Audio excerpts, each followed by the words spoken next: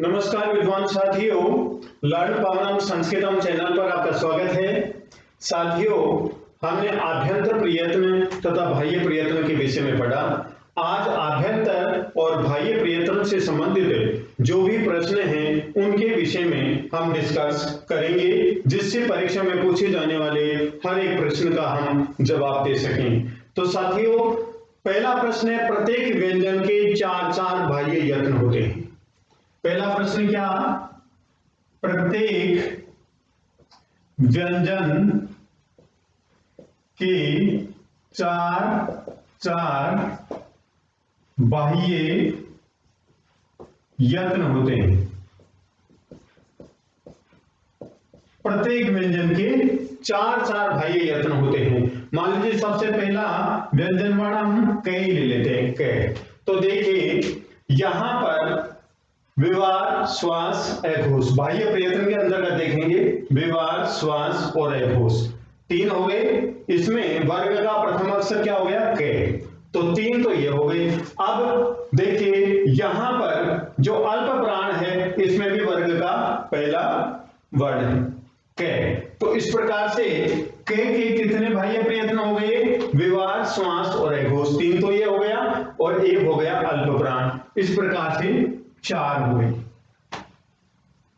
मान लीजिए गे ले लिया, कोई भी वर्ण व्यंजन वर्ण ले लीजिए, प्रत्येक व्यंजन वर्ण के चार बाह्य यत्न होते हैं। प्रत्येक व्यंजन वर्ण के चार बाह्य यत्न होते हैं। गे लिया हमने, तो गे देखिए यहां पर संवार, नाद, घोष या सघोष, घोष या सघोष एक ही बात है। तो संवार, नाद, घोष तीन तो ये हो गए किसके? गे के। कैसे? वर्ग का तीसरा अक्षर क, ख, ग। तो तीसरा अक्षर हो गया गे। तो इसके कितने बाह्य प्रयत्न हुए? 1 2 3। नेक्स्ट है गे, किसमें आता है? अल्प प्राण में। अल्प प्राण में देखिए वर्ग का तीसरा अक्षर गे। तो तीन तो ये हो गए और एक ये हो गया, चार हो गए। तो इस प्रकार से साथियों ये बाह्य प्रयत्न गे के कितने हुए? 4 हुए।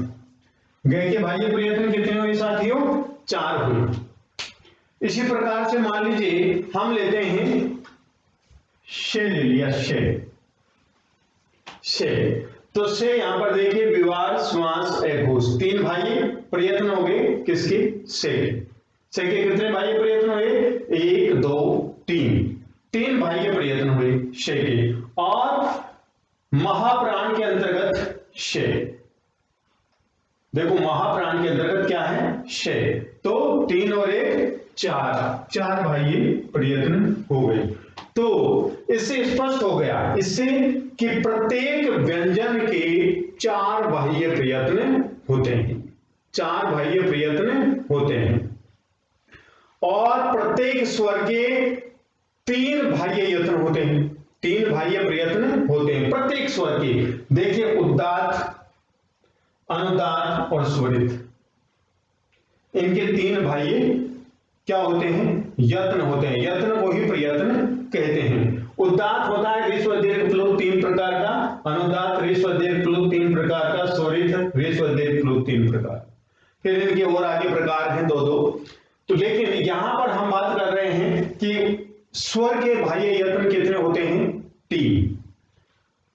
कोई भी स्वर ले लीजिए उनके 3 बाह्य यत्न होते हैं। मान लीजिए हमने ए ले लिया, ए का बाह्य यत्न उदात्त, अनुदात और स्वरित 3 हो गए। उदात्त, अनुदात और स्वरित 3 बाह्य यत्न हो गए। प्रत्येक स्वर के 3 बाह्य यत्न या प्रयत्न होते हैं। प्रत्येक वर्ण चाहे स्वर हो या व्यंजन एक ही आभ्यंतर यत्न होता है। अब हम आभ्यंतर की तरफ चलते हैं। प्रत्येक व्यंजन के आभ्यंतर प्रयत्न एक ही होता है और प्रत्येक स्वर का आभ्यंतर प्रयत्न एक ही होता है। देख लीजिए स्पष्ट प्रयत्न के अंतर्गत कैसे लेकर के मैं तक आते हैं। तो कोई भी कैसे लेकर के मैं तक का जो होगा उसका स्पष्ट प्रयत्न केवल एक ही है। क्या है? स्पष्ट प्रयत्न। नेक्स्ट यह वह रैल का प्रयत्न क्या है? ईसत स्पष्ट प्रयत्न, ईसत स्पष्ट आभ्यंतर प्रयत्न। शे से है का ईसत विवृत प्रयत्न और सभी स्वरों का विवृत प्रयत्न और समृद्ध प्रयत्न है। अब यहां पर देखिए साथियों,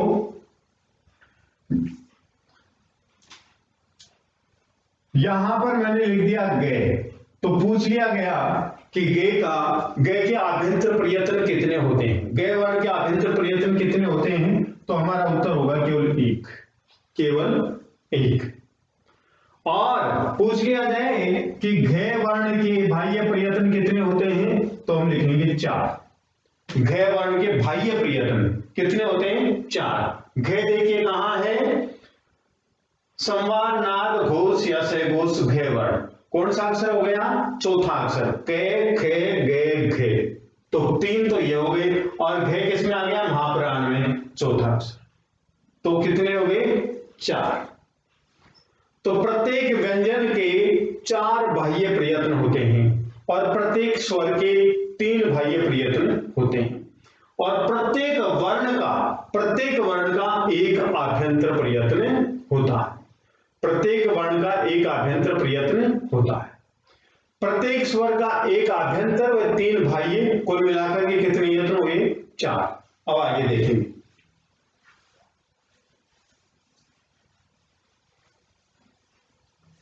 हमने पढ़ा कि प्रत्येक व्यंजन के बाह्य प्रयत्न कितने होते हैं, 3, हमने करके देखा 3। व्यंजन के बाह्य यत्न कितने होते हैं, 3, ठीक है, बाह्य यत्न 3। नो, प्रत्येक व्यंजन के बाह्य यत्न, प्रत्येक व्यंजन के बाह्य यत्न कितने होते हैं, 4 होते हैं। कैसे, एक उदाहरण और लेते हैं, मान लीजिए हमने चे वर्ग ले लिया, अब चे के बाह्य यत्न देखिए, वर्ग का पहला अक्षर, ठीक है, यहां पर वर्ग का मतलब 5 वर्ग, के वर्ग, चे वर्ग, टे वर्ग, ते वर्ग और पै वर्ग, 5 वर्गों का पहला अक्षर का प्रयत्न क्या है, विवार, श्वास और एघोष, 3 प्रयत्न तो ये हो गए, और चे का पहला वर्ण आ गया, वर्ग का पहला अक्षर अल्प प्राण, एक अल्प प्राण हो गया, और एक अल्प प्राण हो गया तो कितने हो गए, 4 हो गए, और एक आभ्यंतर प्रयत्न हो गया, एक क्या हो गया, आभ्यंतर प्रयत्न हो गया, तो कुल मिलाकर के 5 प्रयत्न हो गए। प्रत्येक व्यंजन के 5 प्रयत्न होते हैं, 5 यत्न होते हैं, और प्रत्येक स्वर के 4 यत्न होते हैं। क्यों, क्योंकि प्रत्येक स्वर के 3 तो बाह्य प्रयत्न होते हैं, उदात्त, अनुदात्त और स्वरित, प्रत्येक स्वर के 3 बाह्य प्रयत्न होते हैं, और एक आभ्यंतर प्रयत्न होता है, वो कौन सा, विवृत प्रयत्न, एक आभ्यंतर प्रयत्न होता है विवृत। तो इस प्रकार से 3 + 1 तो 4, ये तो प्रत्येक व्यंजन के 4 तो बाह्य प्रयत्न होते हैं और एक आभ्यंतर प्रयत्न होता है, तो कुल कितने हो गए, 5, और प्रत्येक स्वर के 3 बाह्य प्रयत्न होते हैं और एक आभ्यंतर प्रयत्न होता है, तो कुल मिलाकर के कितने हो गए, 4।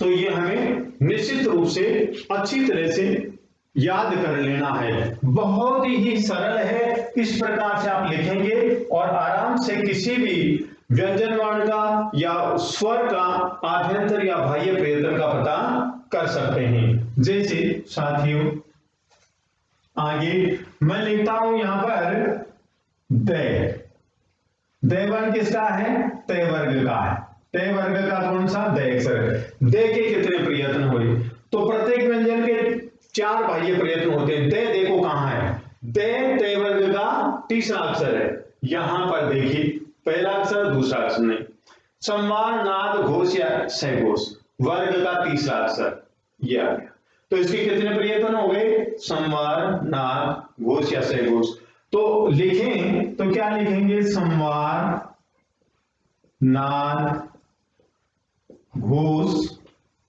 या सघोष, इस प्रकार से 3 कितने हो गए, देखे बाह्य प्रयत्न हो गए। और नेक्स्ट एक हो गया अल्प प्राण, क्या, एक हो गया अल्प प्राण, देख लो अल्प प्राण वर्ग का तीसरा अक्षर। तो कुल मिलाकर के कितने प्रयत्न हुए? 1 2 3 और 4, ये 4 प्रयत्न हो गए। अब ये तो कितने हुए? बाह्य प्रयत्न हुए। अब आभ्यंतर प्रयत्न देखिए, देखा आभ्यंतर प्रयत्न यहां पर स्पष्ट प्रयत्न हो गया, स्पष्ट प्रयत्न हो गया, जिसको उदितवन भी बोलते हैं, काद्युमावसानाम स्पर्शा भी बोलते हैं। तो यहां पर एक कौन सा हो गया? स्पष्ट प्रयत्न, स्पष्ट प्रयत्न हो गया, स्पष्ट प्रयत्न। ठीक है, एक तो कितने हो गए? 5 हो गए। कैसे?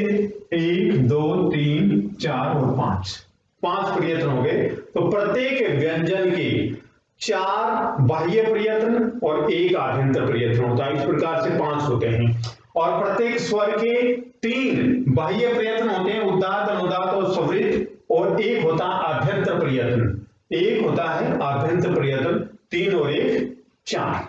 इस प्रकार से ये प्रयत्न होते हैं। तो साथियों, जहां कहीं भी इस प्रकार का प्रश्न आता है तो आप इस प्रकार से टेबल बना करके आराम से जान सकते हैं कि किस व्यंजन के कितने बाह्य प्रयत्न होते हैं और कितने आभ्यंतर प्रयत्न होते हैं। लेकिन यह निश्चित है कि प्रत्येक व्यंजन के बाह्य प्रयत्न 4 होते हैं और 1 आभ्यंतर प्रयत्न होता है। इस प्रकार से 5 यत्न होते हैं। और प्रत्येक स्वर के 3 बाह्य प्रयत्न होते हैं और एक प्रयत्न होता है आभ्यंतर। इस प्रकार से 4 प्रयत्न होते हैं, 4 प्रयत्न होते हैं। नेक्स्ट, तुल्याश्य प्रयत्नम सवर्णम, इस सूत्र के विषय में जानेंगे।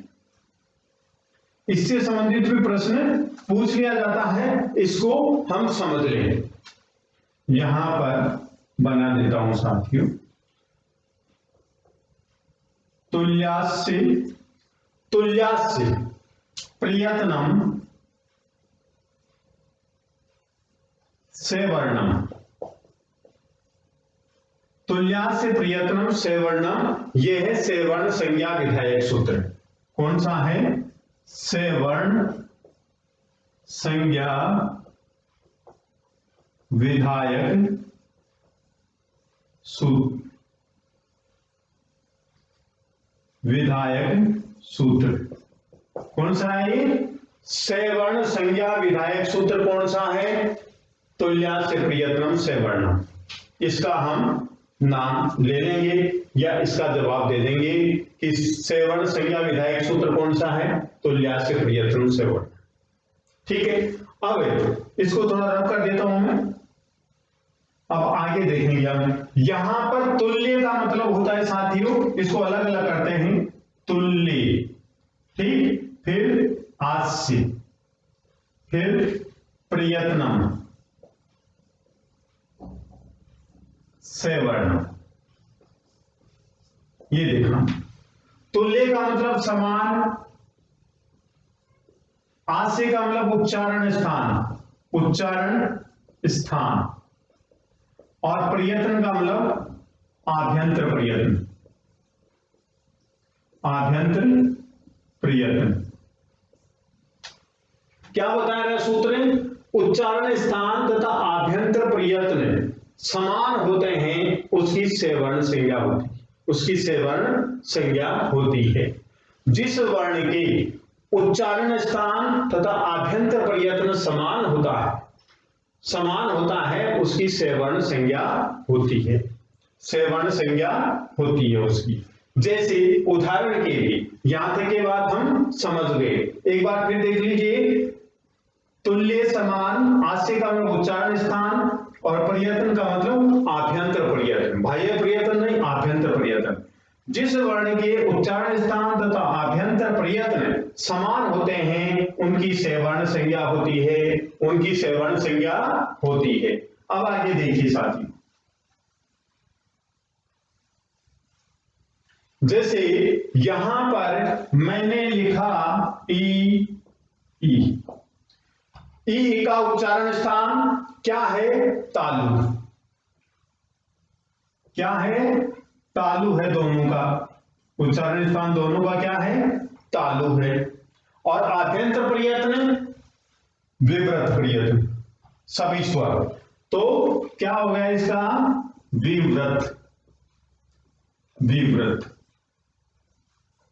इसलिए हम कह सकते हैं कि दोनों की सेवर्ण संज्ञा है, दोनों की सेवर्ण संज्ञा है। इसी प्रकार से मान लीजिए हम लेते हैं उ और उ, उ और उ। उ का उच्चारण स्थान क्या है? ओष्ठ, ओष्ठ है उ का उच्चारण स्थान। और आभ्यंतर प्रयत्न क्या होगा? विव्रत। आभ्यंतर प्रयत्न क्या होगा साथियों? विव्रत। तो देख सकते हैं हम उ का उच्चारण स्थान, यहां पर लिख देता हूं साथियों, उच्चारण स्थान और आभ्यंतर, यहां पर उच्चारण स्थान आभ्यंतर।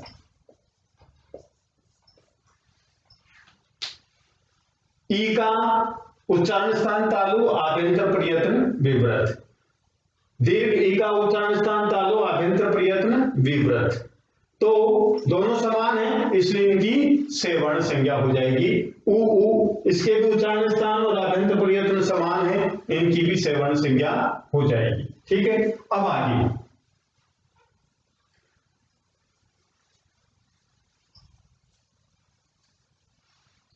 री, री, री और री, इनका उच्चारण स्थान क्या?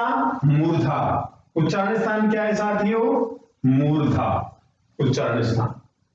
और आभ्यंतर प्रयत्न विव्रत। आभ्यंतर प्रयत्न में दोनों का क्या है?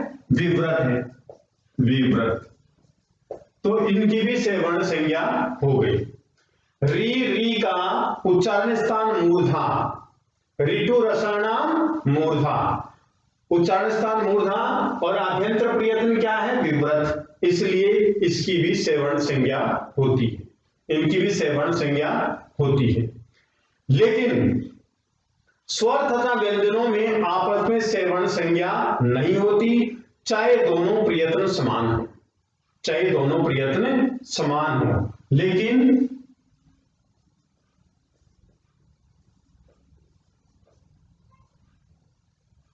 ना झलव सूत्र से स्वर तथा व्यंजन की सेवर्ण संज्ञा नहीं होती है, चाहे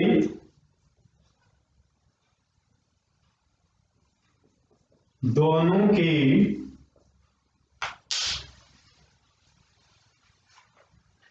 उच्चारण स्थान तथा आभ्यंतर प्रयत्न समान हो।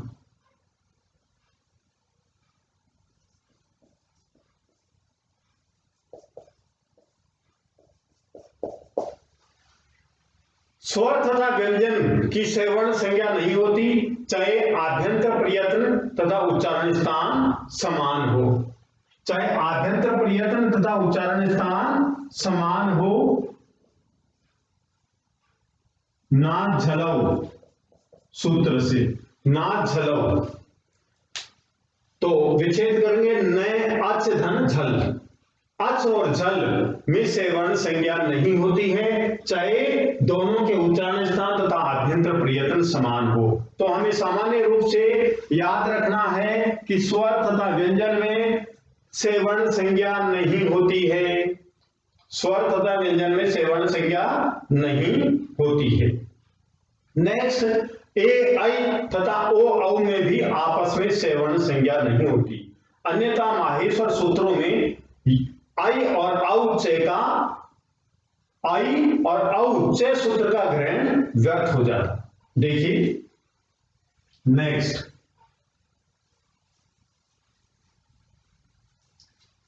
एक बात का हमें पता चल गया कि स्वर तथा व्यंजन की सेवर्ण संज्ञा नहीं होती है। दूसरी बात यह है कि साथियों ए, आई, ओ और औ इनकी भी सवर्ण संज्ञा नहीं होती है। अन्यथा माहेश्वर सूत्रों में ये आई और औ च सूत्र का ग्रहण व्यर्थ हो जाता। इनकी सवर्ण संज्ञा नहीं होती है। क्यों नहीं होती? माहेश्वर सूत्रों में आई औ च का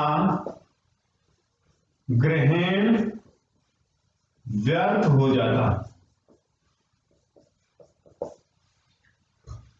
इसलिए इनकी सवर्ण संज्ञा नहीं होती है। अब नेक्स्ट री व ली वर्ण की आपस में सवर्ण संज्ञा होती है। री और ली वर्ण की आपस में सवर्ण संज्ञा होती है। देखिए यहां पर लिख रहा हूं री और यहां पर लिख रहा हूं री। उच्चारण स्थान दोनों का री का तो क्या है? मूर्धा उच्चारण स्थान, और ली का दंता। और आभ्यंतर प्रयत्न दोनों का क्या है? विव्रत। दोनों का आभ्यंतर प्रयत्न क्या है? विव्रत है। तो आभ्यंतर प्रयत्न तो समान है, लेकिन उच्चारण स्थान दोनों के भिन्न हैं। फिर भी इन दोनों की सवर्ण संज्ञा होती है। ऐसे प्रश्न एग्जाम में पूछ लिए जाते हैं। इस कार्य को बताने के लिए कात्यायन जी ने, कह सकते हैं वररुचि ने, री ली वर्णयो मिथय सावर्ण्यम वाच्यम, री ली वर्णयो मिथय सावर्ण्यम वाच्यम वार्तिक लिखी। किसने लिखी? कात्यायन जी ने। कात्यायन जी ने क्या कहा कि री ली वर्णयो मिथय सावर्ण्यम वाच्यम। री और ली वर्ण का परस्पर सवर्ण वाच्यम कहा गया है। री और ली वर्ण को परस्पर सवर्ण कहा गया है। इन दोनों की क्या होती है? सवर्ण संज्ञा होती है। दोनों की सवर्ण संज्ञा होती है। बताया भी है कि उक्तानुक्त दुरक्ताना चिंता यत्र प्रवर्तते तम ग्रंथम वार्तिकम वार्तिक ज्ञा विचक्षण। तो कात्यायन जी ने यहां पर री और ली वर्ण को सवर्ण संज्ञा मानने के लिए कहा है। और स्पष्ट है कि किसमें लिखा हुआ है? वार्तिक में।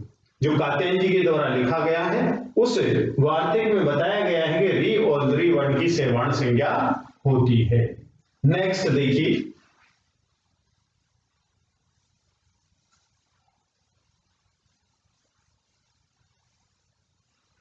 साथियों नेक्स्ट है जैसे ए और आ, दोनों का उच्चारण स्थान क्या है? कंठ। दोनों का उच्चारण स्थान क्या है? कंठ। और आभ्यंतर प्रयत्न देखिए प्रक्रिया दशा में, प्रक्रिया दशा में तो दोनों का विव्रत प्रयत्न ही है। दोनों का आभ्यंतर प्रयत्न क्या है? विव्रत। विव्रत प्रक्रिया दशा में दोनों का क्या है? विव्रत है। और प्रयोग दशा में ए का क्या है? समृद्ध। तो प्रक्रिया दशा में दोनों का क्या है? विव्रत प्रयत्न है, इसलिए इन दोनों की भी सवर्ण संज्ञा होती है। केवल प्रयोग दशा में समृद्ध प्रयत्न है। तो साथियों इस प्रकार से हम जानते हैं कि किस वर्ण की सवर्ण संज्ञा होती है। स्वर तथा व्यंजन की सवर्ण संज्ञा नहीं होती, यहां तक हम पहुंच गए हैं। ई की सवर्ण संज्ञा होती है, उ की सवर्ण संज्ञा होती है, री की सवर्ण संज्ञा होती है, री और ली वर्ण की सवर्ण संज्ञा होती है, ए और आ की भी सवर्ण संज्ञा होती है। अब किस किस की सवर्ण संज्ञा होती है ये यहां पर स्पष्ट कर देते हैं, तो प्रश्न पूछने पर किसी प्रकार का कोई कंफ्यूजन नहीं रहता। ई ऊ, री और री, और री और री, ए और आ, इनकी सेवर्ण संज्ञा होती है और किसी की भी सेवर्ण संज्ञा नहीं होती है। हम इस निष्कर्ष पर पहुंच गए हैं कि इन वर्णों की केवल सेवर्ण संज्ञा होती है, केवल स्वर वर्ण की ही सेवर्ण संज्ञा होती है, व्यंजन की सेवर्ण संज्ञा नहीं होती। व्यंजन या स्वर दोनों मिल जाते हैं तो उनकी भी सेवर्ण संज्ञा नहीं होती है। एक स्वर हो और एक व्यंजन हो, उनकी भी सेवर्ण संज्ञा नहीं होती।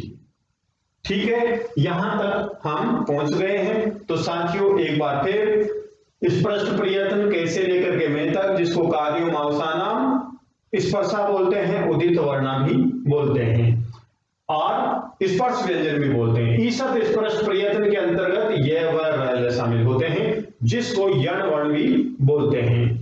ईसत विव्रत प्रयत्न में से है शामिल होते हैं, जिनको शल वर्ण भी बोलते हैं। विव्रत प्रयत्न के अंतर्गत सभी स्वर समाहित होते हैं और समृद्ध प्रयत्न में ए, प्रयोग दशा में, प्रक्रिया दशा में ए को भी विव्रत प्रयत्न ही माना जाता है। नेक्स्ट है बाह्य प्रयत्न 11 होते हैं। विवाद, श्वास, एघोष। वर्ग का पहला अक्षर, दूसरा अक्षर, विसर्ग, से ये क्या होते हैं? विवाद, श्वास और एघोष बाह्य प्रयत्न होते हैं इन वर्णों के। और संवाद, नाद, घोष या सहघोष, इन वर्णों के ये प्रयत्न होते हैं। वर्ग का तीसरा अक्षर, चौथा अक्षर, पांचवा अक्षर, य, व, र, ल, है और अनुस्वार। इनके बाह्य प्रयत्न कौन कौन से होते हैं? संवाद, नाद, घोष और सहघोष। नेक्स्ट अल्प प्राण, वर्ग का पहला अक्षर, तीसरा अक्षर और पांचवा अक्षर, य, व, र, ल, ये अल्प प्राण होते हैं। महाप्राण, वर्ग का दूसरा अक्षर, चौथा अक्षर, से है, ये महाप्राण होते हैं। और उदात्त, अनुदात्त और स्वरित, प्रत्येक स्वर 3 प्रकार का होता है। इस प्रकार से बाह्य प्रयत्न कितने प्रकार के होते हैं? 11 होते हैं। प्रत्येक व्यंजन के बाह्य प्रयत्न 4 होते हैं और आभ्यंतर प्रयत्न 1 होता है। इस प्रकार कुल मिलाकर के प्रत्येक व्यंजन के यत्न कितने हुए? 5 हुए। और प्रत्येक स्वर के बाह्य प्रयत्न 3 होते हैं, उदात्त, अनुदात्त और स्वरित, और 1 होता है साथियों आभ्यंतर प्रयत्न। इस प्रकार से प्रत्येक स्वर के 4 यत्न होते हैं, प्रत्येक स्वर के 4 यत्न होते हैं। तो विद्वान साथियों, यदि आपको ये वीडियो पसंद आया तो आप लाइक कीजिए, शेयर कीजिए, कमेंट कीजिए, सब्सक्राइब कीजिए। धन्यवाद।